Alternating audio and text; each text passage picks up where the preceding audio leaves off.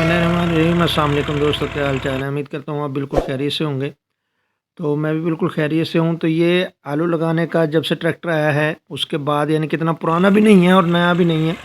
तो ये देखें जी, ये 2 लाइनें लगा रहा है, साइड पे हल्के साथ लगे हुए। ये यहाँ पे आलू डाले जाएंगे। 4 लेबर एक साइड पे हैं एकड़ की, और 4 एक साइड पे हैं। तो दोनों दो दो जो हैं अपोजिट साइड पे चलते हैं इतनी देर तक। दूसरी साइड से वो खालियाँ बना कर आएगा, तो इधर वाली लेबर जो है इन 2 लाइनों को पूरा कर देगी, और दूसरी साइड पे जो 4 लेबर लगी हुई हैं वो उसको पूरा कर देंगी। तो ये तो इस तरह लगाया जा रहा है। अभी प्लांटर आ चुके हैं, लेकिन प्लांटर का इशू ये है कि प्लांटर में बीज जो है उसकी ज़्यादा खपत होती है और साइज़ एक रखना पड़ता है। इसमें थोड़ा साइज़ आलू का सीड का थोड़ा मोटा हो छोटा हो कोई इशू नहीं।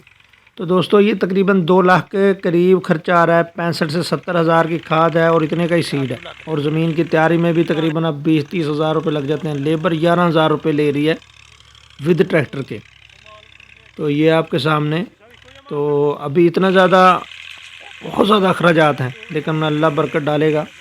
तो ये आपके सामने है, पुराना भी और नया भी दोनों तरीका। प्लांटर वाला भी आपको बताएंगे।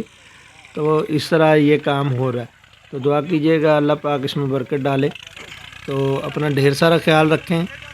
आलू का सीज़न अरूज पे है, तो पता नहीं अब क्या होगा। अभी तो रेट बहुत ज़्यादा है, लेकिन बाद का पता नहीं। तो अल्लाह हाफ़िज़, अस्सलाम वालेकुम जी।